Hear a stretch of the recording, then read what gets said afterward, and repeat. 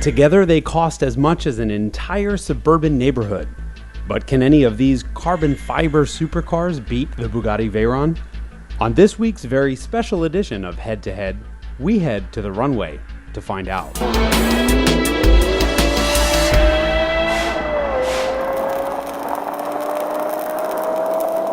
This is not your father's episode of Head to Head. Why? Because we have three cars behind us worth about $1 million and they're sitting on an airport runway. The problem is we just couldn't pick which two of those cars we like better. You get $1 million worth of supercar, you get a runway, and you have no security to kick you out. I think what you need to do is line them up, race them, and see which one's actually fastest. So I think we'll race the V8 car against the V10 car. The winner of that race gets to race the V12. Sound good?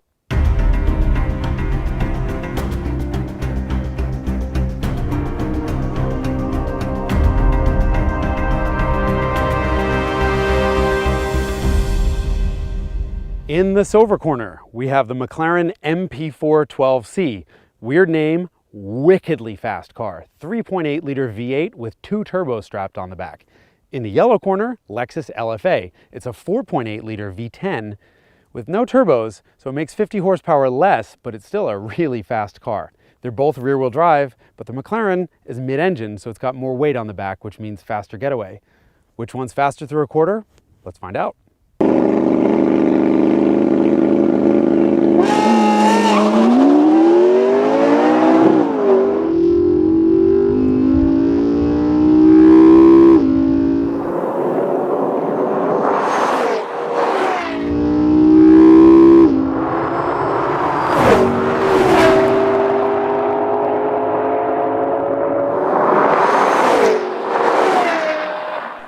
And the McLaren wins. Let's go back and take another look at that launch in slow motion. Off the line, you'll see both cars get moving with just the tiniest bit of wheel spin, but the McLaren's rear weight bias helps it jump ahead.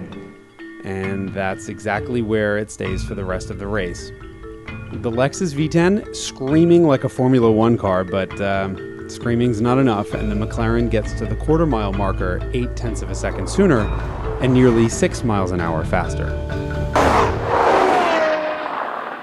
All right, Lexus, kind of the slowest of the bunch, but that's all right because it sounds the best. Anyway, round two, we have the McLaren up against a V12-powered Lamborghini Aventador. This is a 6.5 liter V12 that makes 101 horsepower more than the McLaren does. More importantly, the Lambo has all-wheel drive, which means it goes pew, right off the line. Whether that's enough to keep it ahead over the quarter mile, let's find out.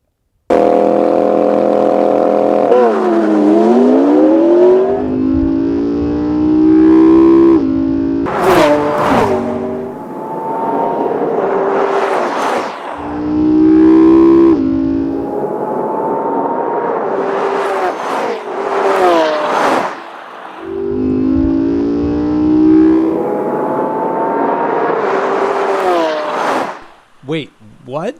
Over so soon? All right, let's watch it again in slow-mo. The McLaren gets a jump off the line because, well, I was driving and I cheat, but cheating is no match for four-wheel drive launch, and the Aventador's is the most violent in the entire business. Thanks to its single-clutch automated manual, the shifts are just as painful. If you ever want to make your passenger cry, you put them in a Lambo. Luckily, it's all over in just 10.6 seconds, with the Lambo coming through the quarter-mile mark at 133.9 miles an hour. But does that mean the Lamborghini Aventador is the fastest carbon fiber supercar in the world? No.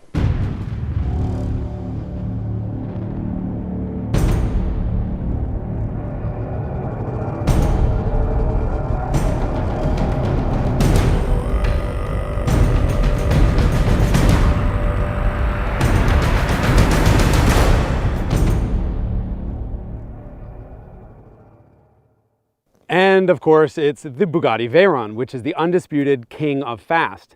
The Grand Sport right over there has 16 cylinders compared to only 12.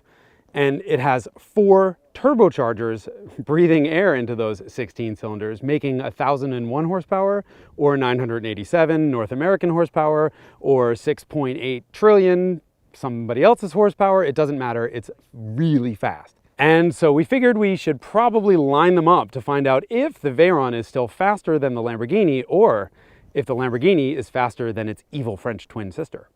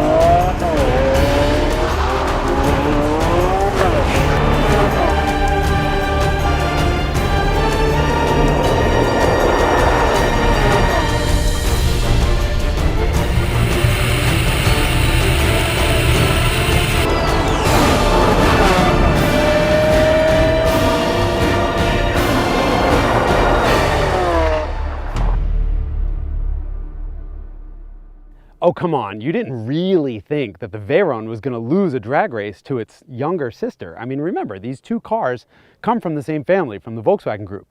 And let's be honest, what happens after the quarter-mile mark is what really counts. The Veyron keeps going to 253 miles an hour versus the Lamborghini's 217. The Bugatti is still speed king, but I think the important takeaway here is that is one fast Lamborghini.